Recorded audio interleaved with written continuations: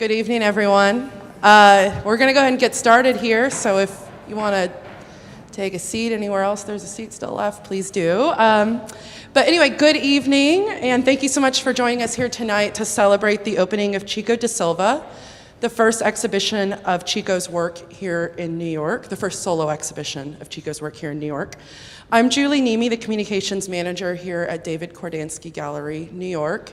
It's so lovely to see everyone here this evening. Just to kick things off with the opening of the exhibition, we're joined by three panelists tonight who will discuss the visionary work and legacy of one of 20th century Brazil's most prolific and important artists, Chico da Silva. In tonight's program, Gabriella Angeleti will touch on aspects of Chico's biography and examine questions around authorship and authenticity in the artist's work and his initiation of the Parambu School in the early 1960s. David Kordansky Gallery artist Liaison Anna Lopes will speak about the gallery's involvement with Chico's work and legacy, as well as the development of the exhibition here on view, which hopefully you'll have a moment to look at after the presentation tonight. The conversation tonight is moderated by Darienne Turner, Brooklyn Museum Curator of Indigenous Art, who alongside the panelists will also further contextualize the indigeneity within Brazil and Indigenous identity in the United States and the Canadian context. I just want to also mention that unfortunately we had another panelist, Rodrigo Mora, who was under the weather and unable to join us tonight, but we really wish he was here as well.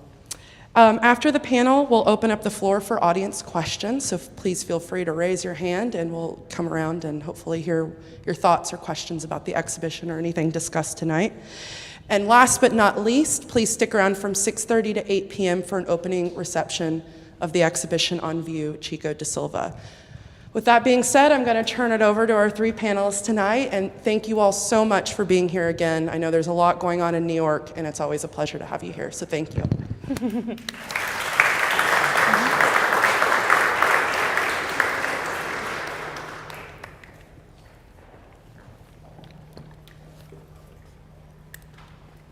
Hey, everybody. Ooh, I feel like, is this on? Can we hear me? Okay, great. It's so wonderful for all of you to be here. We're so grateful to have your eyes and ears present in this room with us. As I was introduced, my name's Darienne Turner. I'm the Curator of Indigenous Art at the Brooklyn Museum.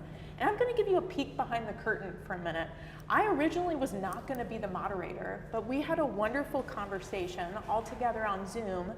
And during the course of that conversation, I just realized the site specificity and understanding of indigeneity within South America and Brazil is so important. And it's really distinct from what we are facing in the United States and Canada.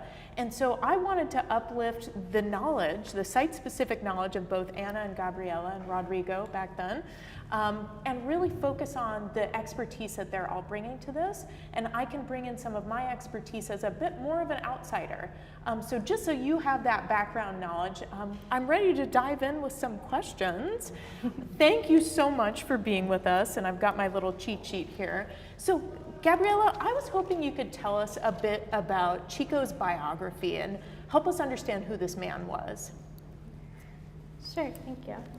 I actually learned about Chico's work last year when I worked with a Brazilian gallery called Galatea on a feature story because they were showing a booth of Chico's work, and it was his first presentation in New York in a very long time. And so after I wrote that story, a lot of people contacted me saying that they had a Chico, asking me how much I thought their work was worth. And so it was really exciting to see everyone else get so pumped up about his work and kind of, have all these memories. And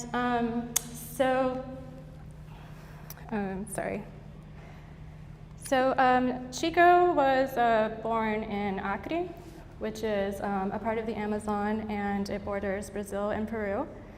And when he was still a child, he moved to Ceará, which is another part of Brazil on the coast. And he settled in a city called Fortaleza in the 1930s, and he lived there his entire life. And what was so interesting when I worked with Galatea is that they provided me a lot with the research that they had done, and I kind of supplemented that with some of my research. And what was interesting is that there's a lot of different versions of his story that are out there. And so starting out even with his birth year, he was born sometime in the early 1900s. Some records say 1910. Other records say it was closer to 1922 or 1923. He himself once said that it was around 1928. And so in the 1930s, when he was in his early 20s, he started painting on the walls of houses near a beach called Praia Formosa in a poor neighborhood. And this beach was it was popular with tourists, a very idyllic beach at the time. And this is where the Swiss art critic slash artist who had come to Brazil to work in the rubber tapping industry discovered his work, first saw his work, and he was just enchanted by it. Chico was painting these very large-scale murals of mythical creatures, and he sought Chico out, and he asked around to see who knew about him, who knew who the artist was, and someone told him, oh, it's some Indian guy, basically, that comes here, he paints on the walls, and then he leaves. And he finally found Chico, and this is how his work kind of became discovered. So he started working with Chico, he started commissioning a few pieces. At first he was a little bit unhappy with some of the pieces that Chico originally delivered, but eventually he wrote a very important text, which I think we have exhibited here in the exhibition, called A Brazilian Indian Reinvents Painting, and this was kind of the text that catapulted Chico to fame. His work started being shown all over Rio and Sao Paulo and also throughout Europe. And I think it's important to note that before Chablot ever discovered Chico, he actually wrote a text that said that he felt that Brazilian art at the time lacked originality, that it was too tainted by European influence, and this was obviously during the time when the concrete movement was taking shape, very minimal, and in this Chico's very maximalist works of art, he kind of said that he saw the true manifestation of Brazilian art. Something that that really stuck out to me when I read this person's assessment of Chico was that he called him gloriously primitive and divinely illiterate. And that's something that, you know, I sort of am like, did they mistranslate that? Could that have possibly been what he said? But Anna, I wonder if you might be able to speak to what you think he was getting at there. Why was there so much interest in this idea of him being gloriously primitive?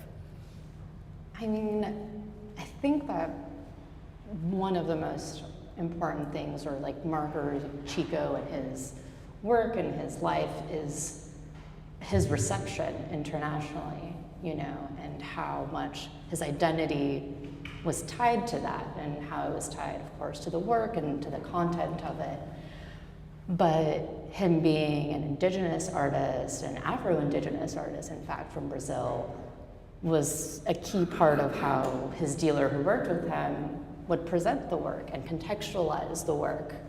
And I think certain assumptions and beliefs of the work were needed to be played up to ensure some kind of reception would be included. That being said, We good? Okay, we're good.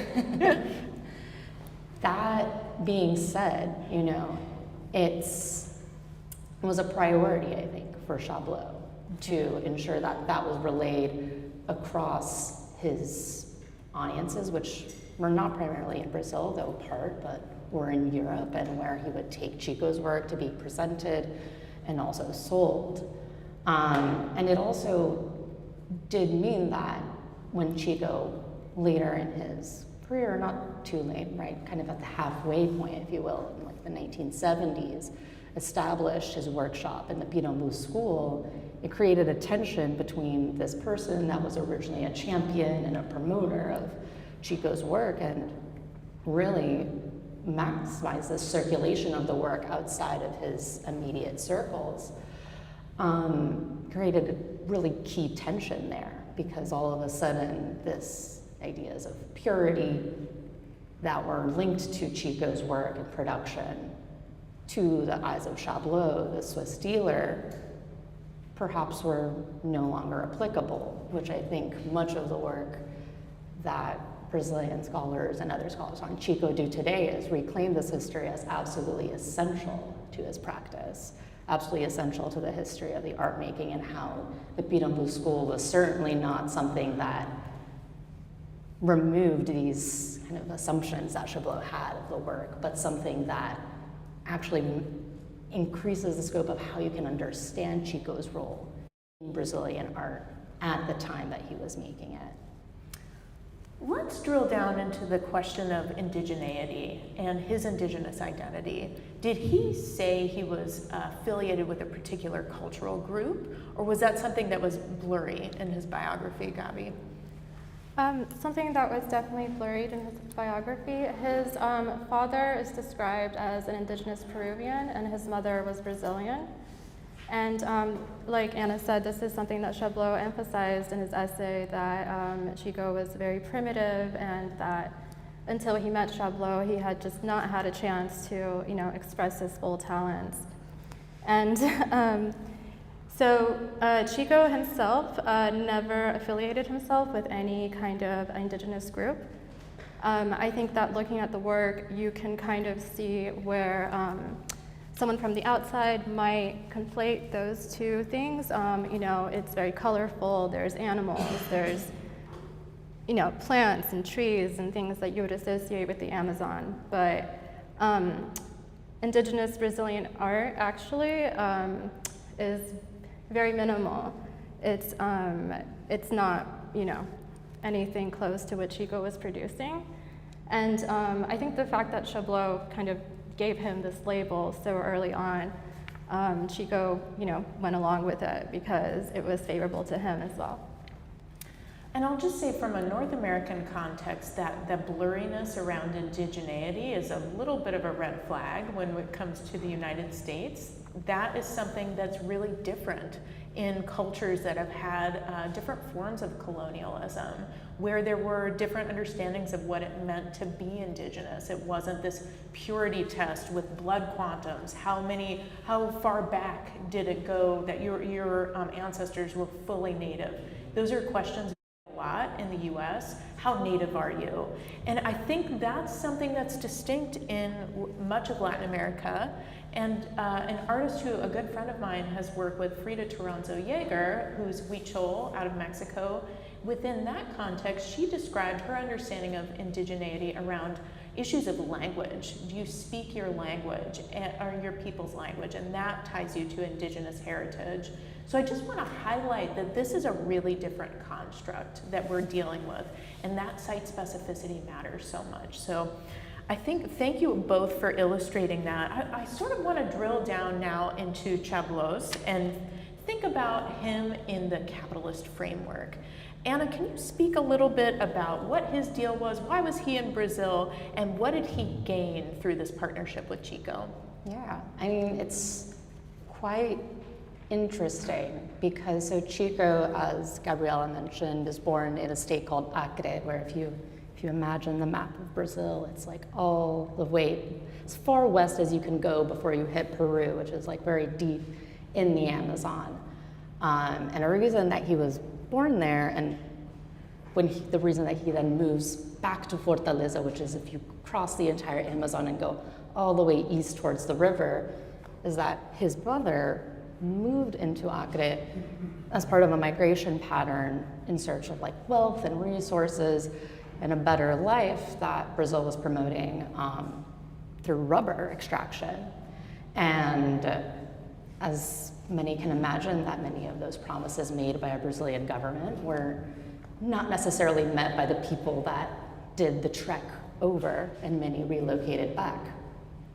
Chablot worked for an organization. The reason that the Swiss man was in Brazil is because he was working for something called SEMTA, which was an organization that promoted the migration of individuals to help in rubber extraction on behalf of the Brazilian government, from like, I want to say like the 30s through to like the 50s into 60s, right? So there's a certain kind of something, I'll let anyone else here choose the word for it, but that this person who discovers, quote unquote, Chico and gives him these mark makings is working for an organization promoting a certain migratory pattern that his own family went through, and his own family had chased and had to go back.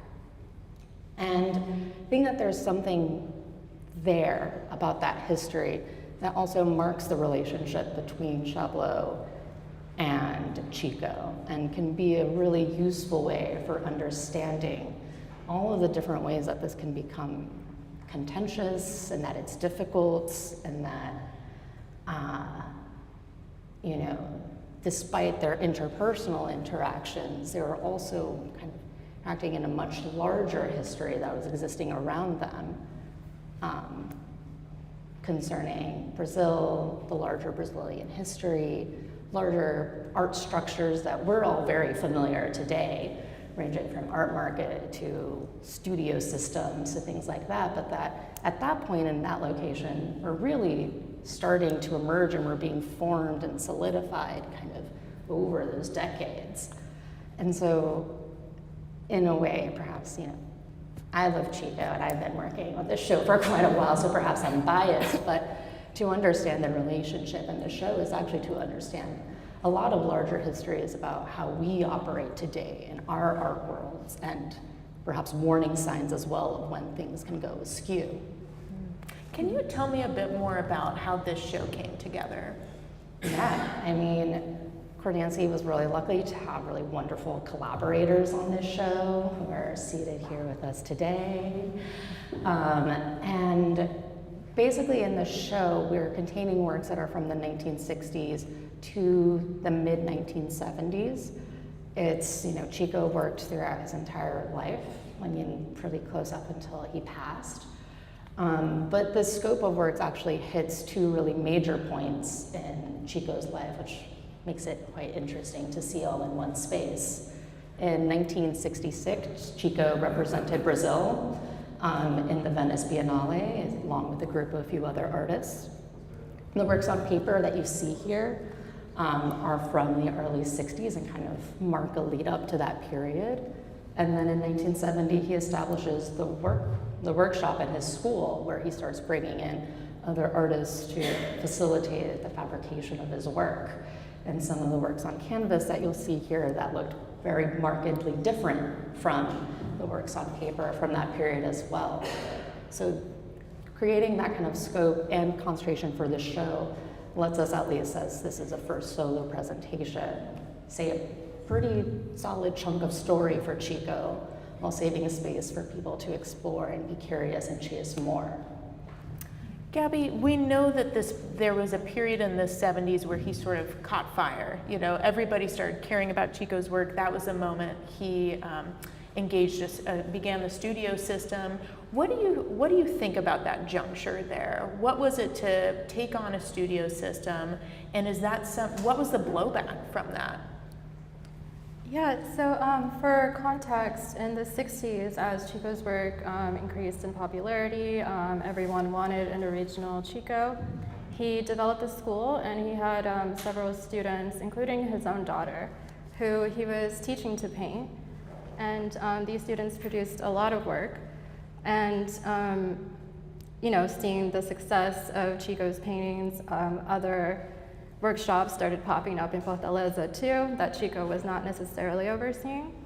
It's interesting because the Pinacoteca in São Paulo had an exhibition of Chico's work earlier this year, and in the catalog, one curator estimates that probably 90% of the works that are in circulation were done either by Chico's workshop or one of these other workshops in Fortaleza. And this eventually, the overproduction of his work was being sold in the streets in Fortaleza, for example, and this overproduction kind of eventually caused Chablo to denounce Chico and say that he had become greedy that the works had really gone down in quality, that he wasn't even touching the works, he was just coming over to sign them, for example. And so this was really detrimental in his career, and it coincided with him kind of starting to have a lot of mental health issues and alcohol problems. So after this period, basically, he was just completely denounced, completely shunned from the community, and he kind of fell into obscurity for many decades. This question of authenticity is a sticky one, and I think it's a lot of times weaponized with Indigenous artists. Are you being Indigenous enough? What credentials do you need to have to show off that Indigenous identity? Do we feel like it's the same sort of situation in the case of Chico, or is that coming purely out of the studio system? Do we think the questions of authenticities are pent up, and who touched this canvas?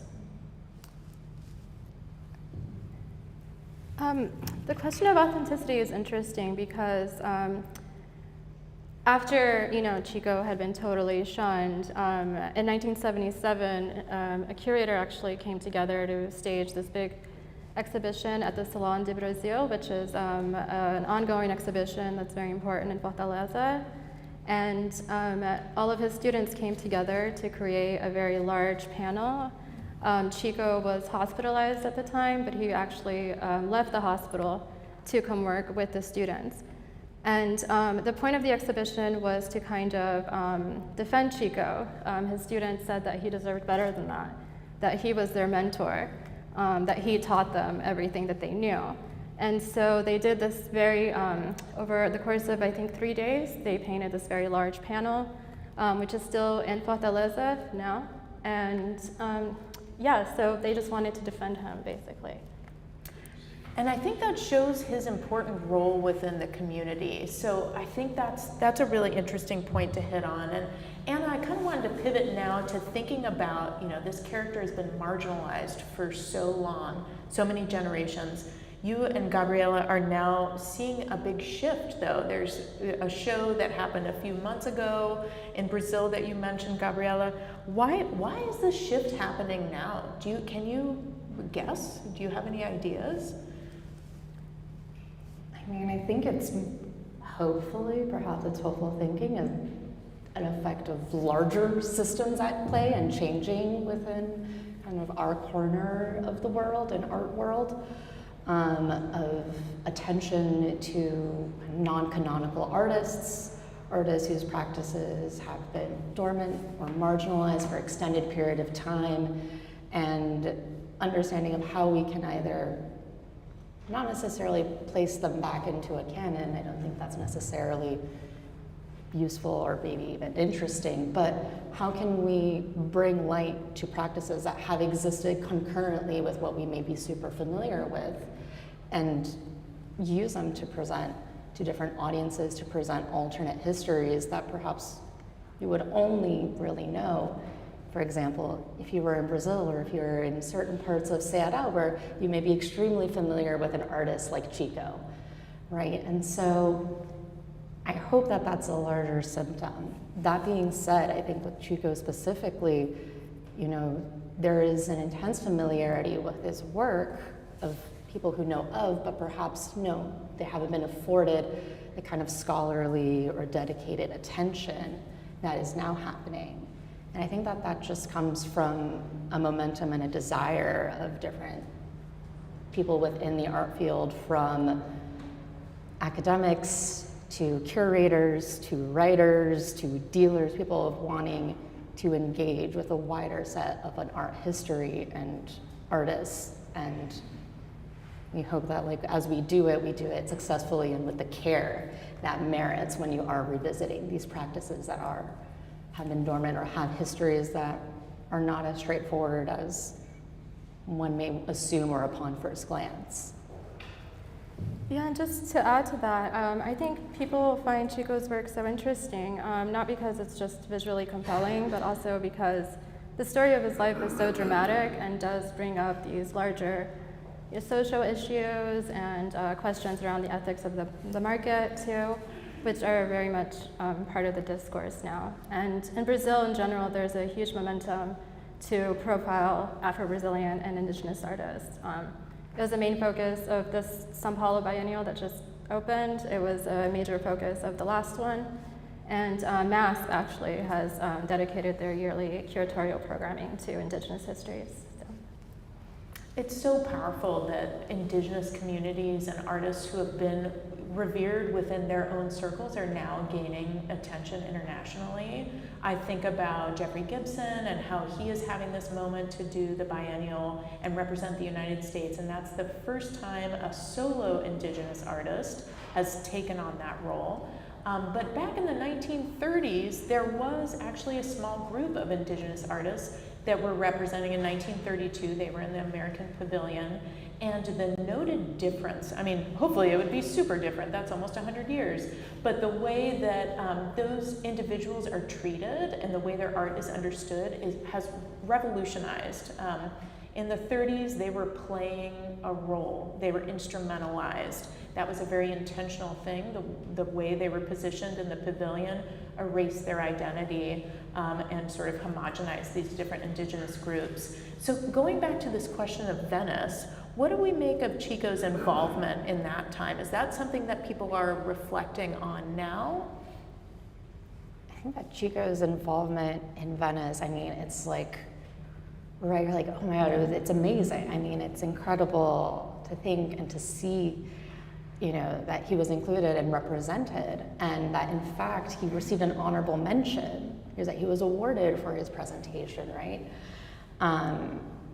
And I think that, at least when I think of it and think of the larger Brazilian history, I mean, some may be familiar, there's a military dictatorship in Brazil. This dictatorship was established in '62, and cultural repression there really started taking place in '68. And so to have in '66 a Brazilian Indigenous artist be part of a group representing Brazil, be the one of the group that is awarded for his participation, and then know that, you know, in the coming years, like, it just would not have happened. The repression that took place followed would not. And so it's kind of this very glorious window of that, I don't know, to remind that perhaps the work or the goals that we have today are not so far-fetched from the goals and work of people from the past. It's kind of right, you're kind of always kind of carrying the torch through and finding it. And I think that that particular point is something where it's essential to Chico's history. It kind of complicates perhaps typical understanding of Indigenous artists that have these practices that kind of are not reflected over time. Because how could that happen if he wasn't in the Venice Biennial? But, you know, it doesn't. I think it adds this like really, I don't know, hopeful note in a story for Chico.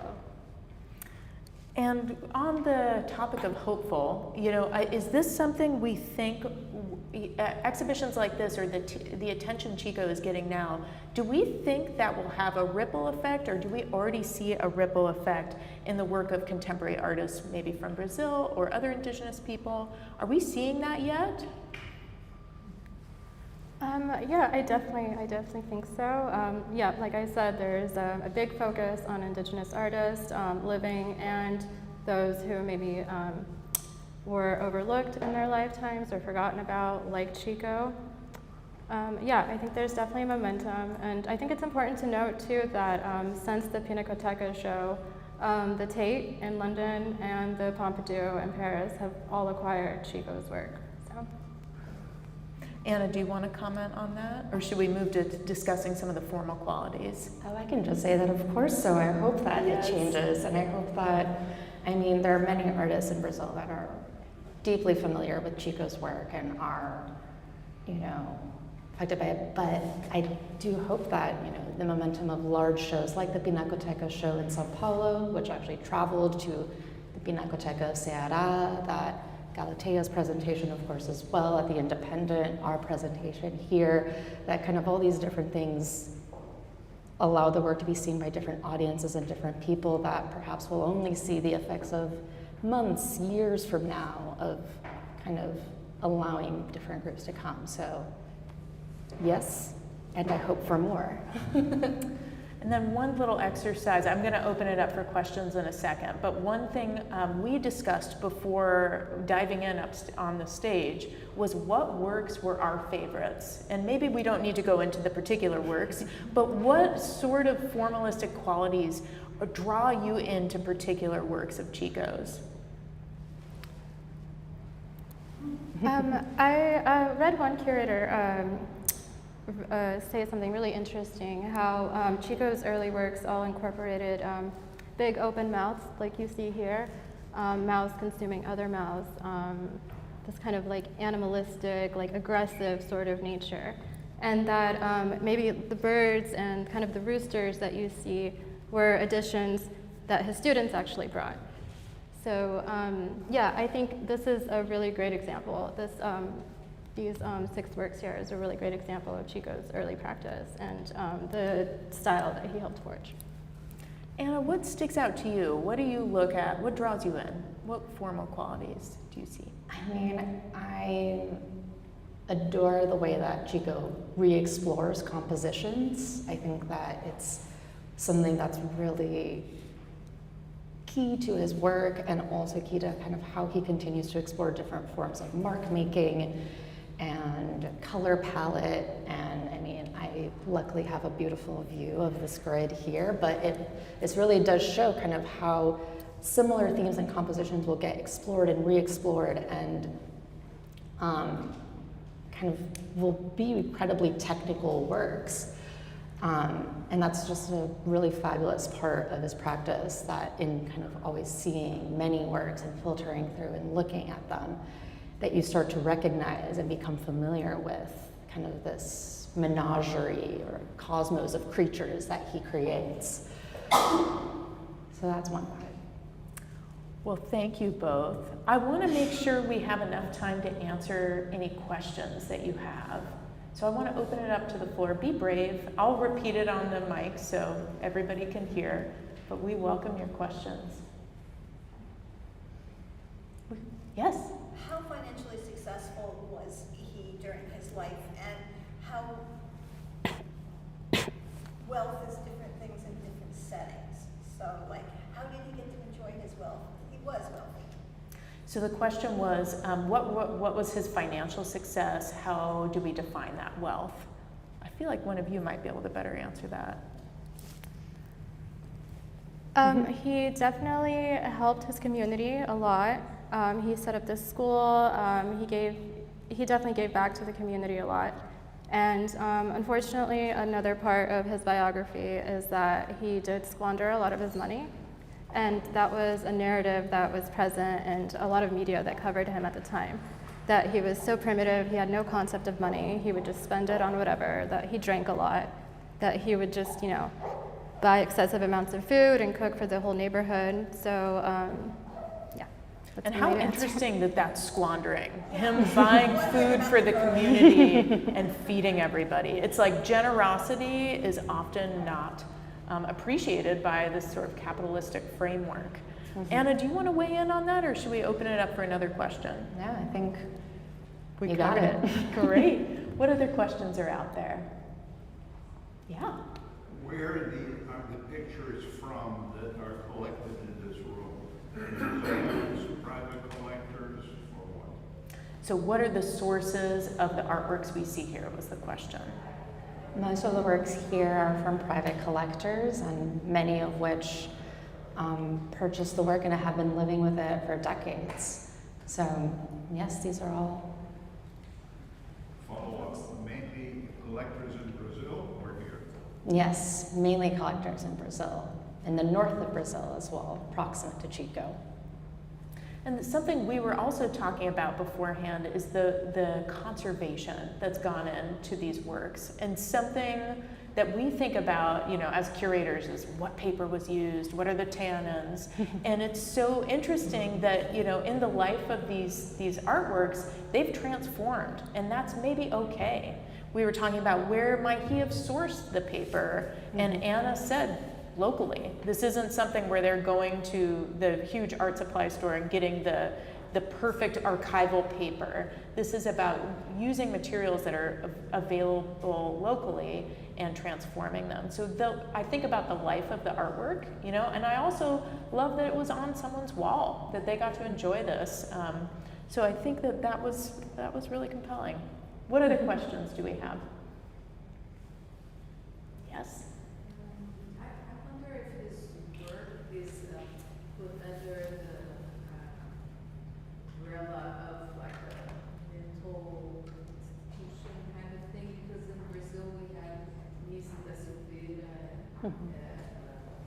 who is the museum of the unconscious image, and Kordansky who supported all this inclusion, and I wonder if that helped or had really affected Chico's reception. So the question was, how much is his work defined by this mental health umbrella? I just want to make sure everybody was able to hear that. What do you guys think? I think in Chico's later career, it's definitely, I mean, it was an active part of his history, and of course was something that affected his mark making and like his interactions with the studio, and I think much of his community came to support him to make sure that throughout his different crises he was still able to leave and go paint and still work with the support of luckily the school and the studio that he's created around him. So I think that it certainly is something that we can consider, and perhaps as you kind of see works that are later in his life, there is a marked difference because he obviously is a different person. But that being said, he maybe unwittingly created systems that allowed him to continue the kind of making that was so fulfilling to him, and that he continued to do within his different kind of inpatient stays at different hospitals and mental institutions. So yes, to your question in a simple answer, but also he had a much link through his history as it changed as he got older. Gabriella, did you want to add to that? Yep. No? Keep at it. Okay. I thought I saw a hand on this side. Did I? Mm-hmm. Yeah. Is there any documentation extent of the murals from Gabriella? Is the first question, and the second is just to hear you talk a little bit more about the mark making techniques. I think you alluded to them, and what Chapeau's role was, maybe just a little bit more specifically, that would be great.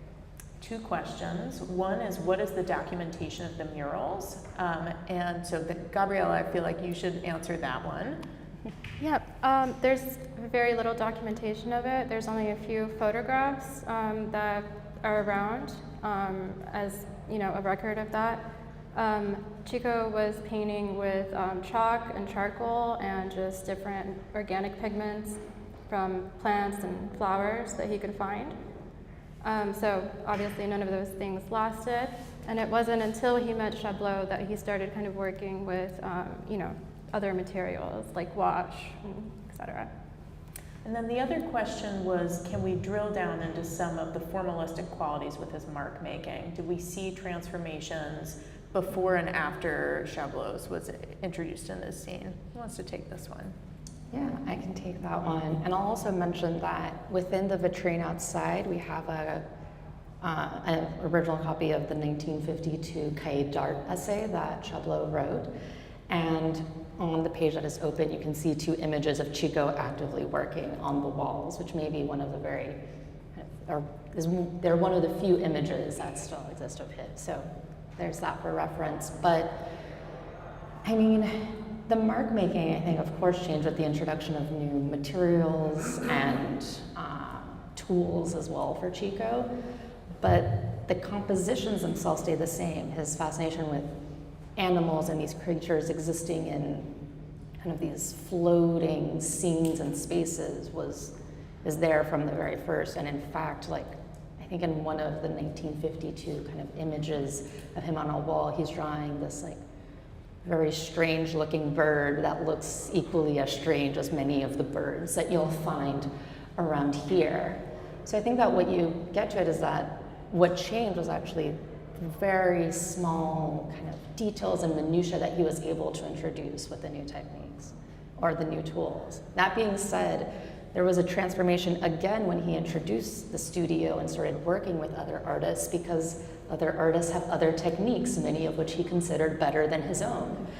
And he incorporated those into their practice. So you can see perhaps from one fish to another fish that there are certain things that are fine-tuned and honed in, and you can see that he certainly wasn't someone who's shy to change something if he saw and believed that someone in the studio was doing it better than he did. That's refreshing. I feel like, yeah, that's unusual. What other questions do we have? Yeah. I was just wondering, there was a point earlier about how different his work is from Indigenous Brazilian art, which I imagine is a very, very different practice. But I was wondering if you know anything about like what relationship it might have to Peruvian Indigenous art, specifically from that area. So the question was, we talked about earlier that these are different than a lot of the indigenous art coming out of Brazil. Were there perhaps more commonalities with indigenous work coming out of Peru? Is that right? Yeah. What do we think? This is something I neglected to mention earlier, is that even though Chico's work was always so much associated with the Amazon, and until this day, when you read about his work, he's an indigenous artist who grew up in the Amazon. His exposure to the Amazon was actually very brief. He left, that area of Brazil when he was between 6 and 10 years old, so when he was a child. So I don't know, I can't answer how much indigenous Peruvian art, how much influence that had on him, but I think that's something important to highlight when we're talking about his work. Anna, did you want to add anything to that? No? No. Okay. What other questions do we have?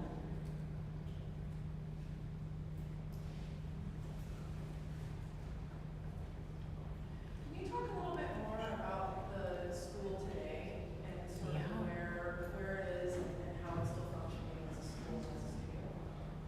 That question was, what's up with the school today? The school exists today. There's one surviving member from the original group. His name is Garcia. He's still making work, still works with the Pinambu School, and much of what the school does today in collaboration with Flavia Mulak, who is a curator who helped develop the show of Chico's work in the Pinacoteca of São Paulo and traveled it to the Pinacoteca of Ceará, is preserving the history and legacy of Chico and the school, and of the artists that came through there, be them artists that worked alongside Chico or folks from the neighborhood that came. And so the school exists, artists still work. However, the active practice now is preserving the history that now is getting a lot of light shed onto it, and the realization of maybe, ephemeras and things that could get lost to time, where, all of that really ought to be preserved and maintained as kind of a key part of this artist's biography and history. Great. Do we have any other questions? We ready to wrap it up? What do we think? Did I cover all the things that I said I would ask? I think so. Yeah. Did you want to add anything? No, that I think it's just really exciting that people are becoming interested in Chico's work. He's definitely, even though there is this narrative that he was forgotten, his work is very much still alive in Brazil, and there's a lot of people that remember it. There's a lot of people that have very fond memories, and it's still floating around in vintage shops and antique markets. Well, I just want to thank each and every one of you for bringing your attention today and celebrating this artist with us. Now we're going to hang out, I think, till 8 o'clock. I can't remember what they said. Someone correct me, though. 8 o'clock. Thank you all so much. Thank you.